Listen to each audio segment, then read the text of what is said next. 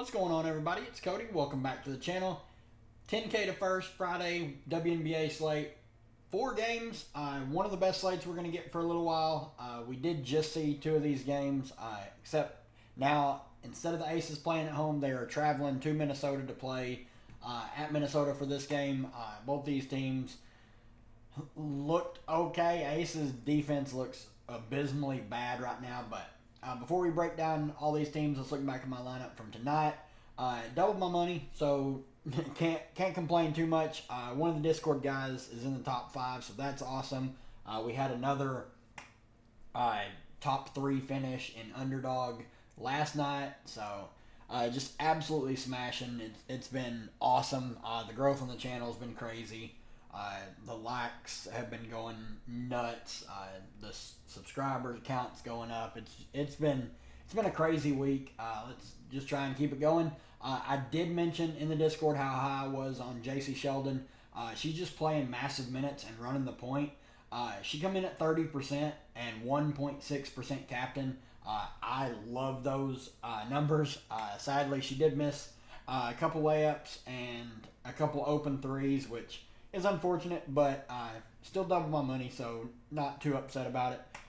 Leonie Fevich come in 25%.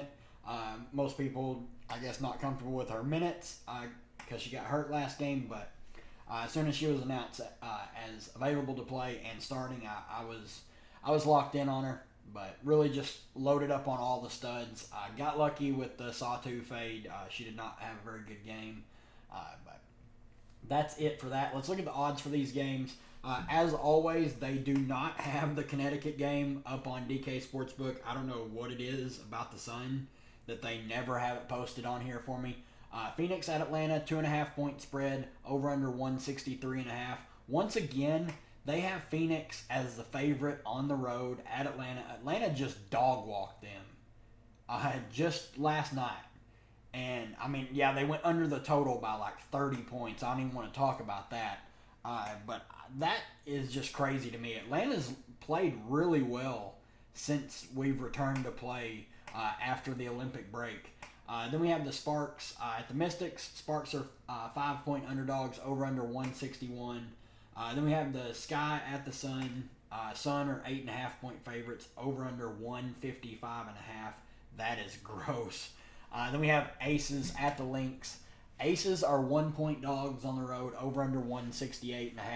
I actually think that line it tracks. The way the Aces have been playing, they haven't looked near as good as I personally expected them to. Obviously, they're a team that's just going to turn it up in the playoffs. They have players that's just what they do. But you can only afford to lose so many games, and their schedule is not the easiest the rest of the way. So it'll be interesting to see where they end up. But let's start here on the Phoenix side. Once again, they're going to be pretty short-handed. Rebecca Allen continues to be out with her injury. Osborne's out. Minka Herbert-Harrigan is not going to play very much. She only got run this last game, this 9 minutes, because Sophie Cunningham picked up 3 fouls in like the first 5 minutes. They left her out there after she got her second foul, so that tells you how they're going to run this rotation. Natasha Mack, she's going to play 12 to 15 minutes off the bench. She's a good fantasy point per minute player. If you're looking for a low-owned tournament option, if for some reason BG was to get in foul trouble, she would get extended. Like I mentioned, Sophie should play mid-30s minutes, assuming no foul trouble. She's a fine tournament play at her price point. Mo Billings, 7,400. She got in massive foul trouble as well. I think she lost out on a couple minutes because of it. She's been playing solid since joining the Phoenix team. DT, 8,600. Fresh off one of her worst games of the season. She shot 1 of 6, but still played 30 minutes. I love the bounce back spot for her. Natasha Cloud, 9,500. Probably a stay away for me. She's just not flashed the scoring upside at a consistent level of late. With everyone all like their main stars healthy, I'm probably just going to stay away. She's a good low-owned tournament option if you're making a bunch of lineups. So BG at 10.1K, I think she's fine. I don't think she's a must, but can always break the slate when she is aggressive and looking for a shot. Obviously, Clea Copper, one of the best tournament plays in the slate. She's always lower owned. She's going to take a ton of shots. And I always say if the peripheral stats are there, she can post a huge game. So definitely have her in the player pool. On the Atlanta side, once again, they are running just a extremely tight rotation. Tina Charles is playing massive minutes, well over 30 minutes a game. She went 12 and 17 in this last game. She's just grabbing a ton of rebounds. There's not a lot of people fighting her for boards out there. Like, she's not having to play with Cheyenne Parker. She's playing with Naz Hillman, and Naz is great at boxing out. Like, she's letting Tina just eat these rebounds. So at 10.4K, the price is really steep. She's up 1K from this last game. She's a contrarian spend up, and one that I do like, especially if she's going to continue to see mid-30s minutes. Ryan Howard, 9,700. They're finally pricing her up. She's going to take a ton of shots, going to play mid-30s minutes. Is a good tournament play because the matchup is one of the best in the WNBA. Jordan Canada, 8,900. Another one that's fine. My only worry with her is, like I mentioned before, she's going to get you the peripheral stats. Pretty much every slate, she's going to get you 10 to 12, maybe touch like 15 on a good day. If she's not getting the stocks, her upside is pretty capped because she's not the best scorer. She needs to hit her shots to really hit value and post like these big 40-point games. Obviously 19 real-life points, by far her most. Like, most of the time, she's going to struggle to get in double figures points-wise. But she's still a solid play. 8,900 matchup is great. Alicia Gray, though, is my favorite play on this team once again. She's playing just huge minutes. 38, 36, and 33 in the 3 games since the break. Would expect mid-30s minutes from her again. She did not shoot very well. She started really, really poorly. And the peripheral stats can be there for someone like her. So 8,500, I think it's a really good price for her. Naz Hillman, 7,200. She's playing huge minutes. Obviously, out there mostly for her rebounds, but she can put up a big stat line and get there at 7,200. So definitely don't mind going her if you need her as like a last piece in at that price point. Maya Caldwell, 5,100. Not someone I'm really interested in playing. She saw 13 minutes last game, but she did that because she hit a couple shots and they left her out there. I'm not expecting that to continue. Haley Jones, 4,400. If you want to play her, you can. She's going to get a couple rotations. She's not a good fantasy point per minute player. I'm staying away. Nia Coffey is pretty much just dead and out of this rotation. 6, 9, and 5 minutes. They're just going. They're playing Naz Hillman just straight up over her. Kabaj did see an uptick in minutes.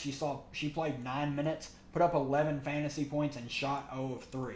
So as a cheaper punt option, she's probably the best on the board. She's going to play 6 to 10 minutes, and if she's going to hit her shots, she's easily going to hit value. Moving on to the next game, Chicago at Connecticut. On the Chicago side, not a lot to really like here. This team is really bad. They have no floor spacing, and they're facing arguably the best defense in the WNBA. So really, really limited options for this team that I'm going to have interest in. Pretty much this game is almost a complete X-off for me. Angel Reese, 11.3K. I'm out. I'm not paying that price tag for her. She can get there if you're playing a bunch of lineups as a low-owned tournament play. Kennedy Carter, 9,600. She's probably the best play on this team just for the usage alone. She's going to put up a ton of shots. Camila Cardoso is another one that's fine. I like her at 7,900. She should play high 20s minutes, assuming no foul trouble. Lindsay Allen, 6,300, is okay. I'm indifferent on her. I don't really want to pay that price tag for her. I'm not paying 6K for Izzy. The only way I'm playing her is if you think Reese or Cardoso was to get in foul trouble. Oni Inward just hasn't played well since she's been in the starting lineup. 24, 22, and 23 minutes, and she's barely cracking double-digit fantasy points. So she can get you a 3X maybe, but I'm not crazy about her. I'm not playing Dana Evans. Her price continues to go down, but she's shooting the ball terribly. And like I mentioned before, this is one of the best perimeter defenses in the WNBA, especially to guards. Like, the guards here, I'm just pretty much out on. Banham, no interest, especially with Carter back. She played 19 minutes last game, 5 fantasy points. Like, if she's not hitting her shot, she's useless. Not playing anyone else down there. On the Connecticut side, that's a good matchup. Chicago's defense is not good. Alyssa Thomas, sub 11K. I have some interest in as a contrarian spend up. DeWanna Bonner, 9,200. Come off the bench last game. Only saw 26 minutes. Shot 2 of 11. Will be interesting to keep an eye on who comes off the bench because they are likely to see the least amount of minutes of all the starters. Bree Jones, 9K. Bit pricey, but she's been playing well. 30 and 34 fantasy points in the last 2 games, so don't mind her as a tournament play. Marina Mabry, 8,800. Revenge game for her. She's going to be up for this game. That's just how she is as a player. So don't mind her. Obviously need the shots to fall. Dejanay Carrington, 8,100. It's fine. I just think she's going to have to hit her shots to get there, and it's just not something that I trust on a consistent basis playing her. For Ty Harris, 6,900. Same as Dejanay, really hard to trust. She's been good since the break, 25, 28, 29 minutes, and decent fantasy point days. So she's a fine play, just not someone I'm going out of my way to play. Everyone else I'm just staying away from. Burton's minutes ticked all the way down to about what I expected, 10 to 12. Not someone I'm interested in. Olivia Nelson-Adota, she's going to play 6 to 10 minutes, not the best fantasy point per minute player, and everyone else down here is just going to DNP if the game is competitive. Moving on to the Sparks-Washington game. On the Sparks side, Dearica Hamby is sub 10K for the first time all season long. Oh, actually, no. She was sub 10K the first 2 slates of the year, and she went for almost 50, and then they wised up. Obviously, the upside in a player like Dearica is there. The shot attempts have not been great since returning from the break. 12, 8, 12, and 9. If she's going to take 12 to 15 shots, I have a ton of interest because the rebound numbers have been there. She can get you some stocks. I like the tournament upside for Dearica Hamby. Azura Stevens, I'm just out on. They're just not playing her. Since the break, 22, 26, 19, and 21. If she's not playing 30 minutes, it's really going to be hard for her to pay off that 8,400. Rakia Jackson, 7,800, is playing massive minutes. 34 in back-to-back games, taking up a ton of usage. She's just jacking shots up. She can get you some peripheral stats as well, so don't mind her, and she's sub 8K. Ari McDonald, not expecting her to play. We'll update in the Discord if that changes. Odyssey Sims, 5,700. Her minutes did tick up a bit, but she's just not the same player that she was in Dallas, so I'm out at that price point. Stephanie Talbot, though, 19 minutes. She started in this game. She shot 0 of 5. She stuffs the stat sheet, so I do have some interest in a player like her, assuming she starts again. Dangerfield, fine. She had a Dangerfield game where she played 18 minutes and didn't even put up half a fantasy point per minute, so that's the worry with her. Ray Burrell is going to play about 15 minutes a night off the bench. Kia Nurse, the same. Really scoring dependent with pretty much both of them. Lee Uru at 5,200. If she's going to see big uptick in minutes, we're going to have to take notice because she's a good fantasy point per minute player. She's someone I always have interest in. Always just worry about the minutes with her. That is the main thing. If you think she's going to get extended, she's one of the best value plays in the slate. Everyone else, Lexi Brown is still out. Brink obviously is still out. Zia Cook has been DNPing. And Clarendon, they've given no inclination that she is coming back soon. So, moving on to the Washington side. This is a team I have a lot of interest in because the Sparks are bad. They don't play defense. Ariel Atkins, I wish she didn't have her good game against Seattle because this was going to be the perfect buy low spot for Ariel Atkins. I love the spot for her here. The Sparks just leak defense. They do not play it. Brittany Sykes, another one that I really like. Her minutes continue to go up. Figure that she plays 31 to 32, maybe even slightly more. She's super aggressive when she's on the floor. She shot 5 of 16 last game, so obviously the upside is there. Speaking of upside, Shakira Austin has been awesome, and the minutes ticked up to 25. If she's not going to be on a hard cap of 20 minutes, the sky is the limit for Shakira Austin. In this offense, they are just feeding her 24 points, 9 boards, 4 stocks. She does have some foul concerns. She can get a little foul happy at times, but big ceiling for someone like Shakira Austin. If she's going to see like 25 to 28 minutes, Uh, they are running the offense through. Dolson is a fine play. She's been okay since the break, so don't mind her as a contrarian mid-range play. Van Loo, 6,800. She's only going to play around 20 minutes. She can hit some threes, but at that price point, I'm probably staying away. Leah Edwards, 6,600, going to play right around 20 minutes. I'm probably staying away at that price point as well. SWK started for Carly Samuelson last game. She was awful. She should start for her again, play high 20s minutes. I think you can go back to her here because the matchup is good. Everyone else I'm probably just out on. I don't think you need to chase Melbourne. Then the rematch from last night. This should be another great game. Aces really need this one. Obviously, Minnesota's defense is pretty solid, and the Aces have not been playing very good defense. Asia Wilson is sub 13K though, so might be the slate where you just start your lineup with Asia Wilson.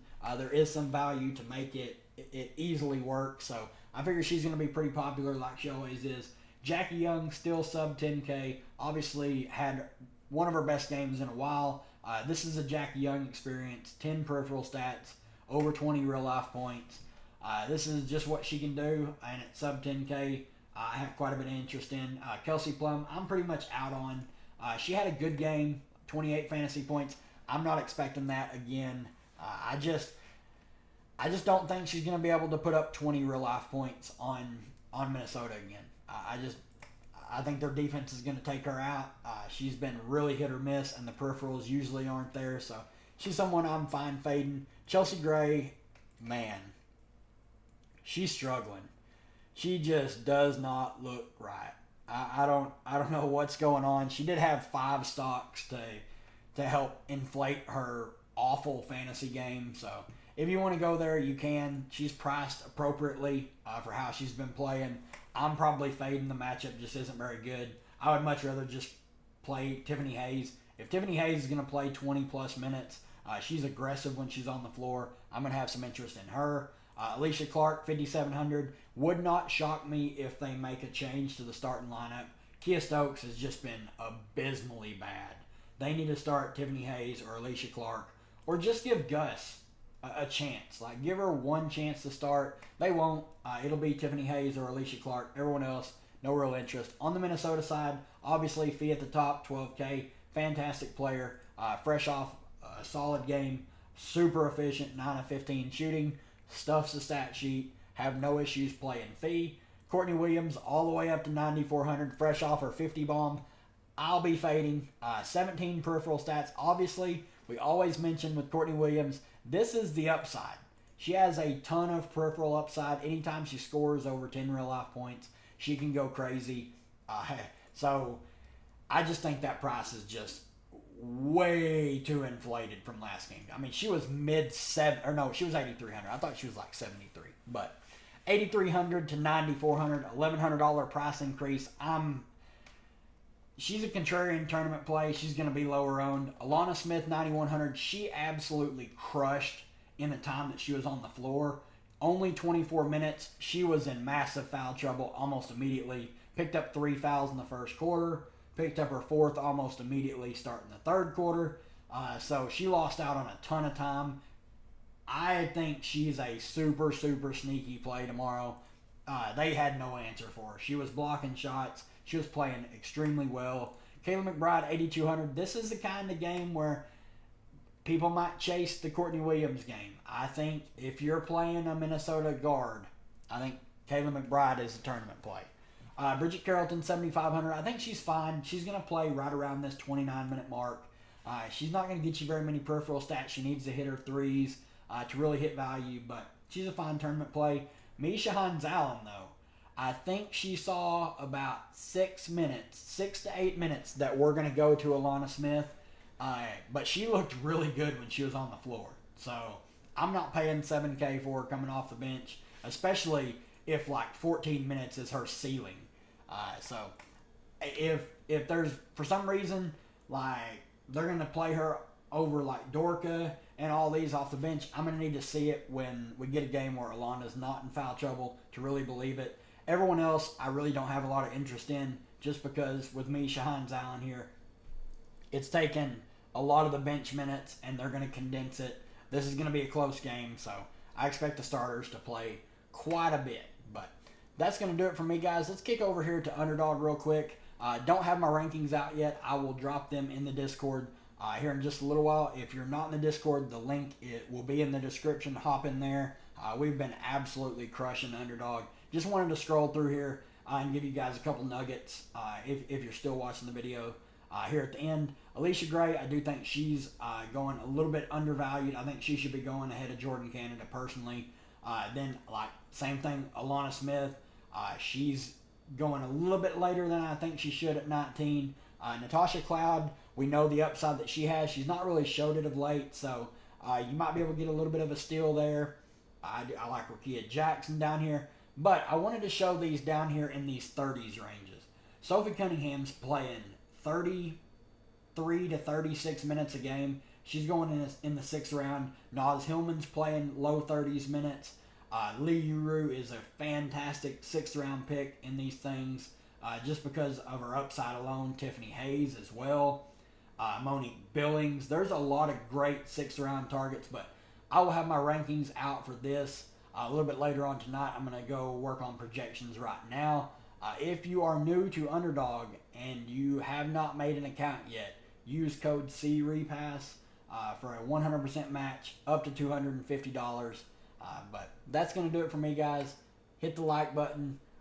Really been awesome just seeing all the support on the channel of late. We're still on the road to 500 subs. We are so close. I can taste it. But I'll be live before lock tomorrow, and we'll see you guys there.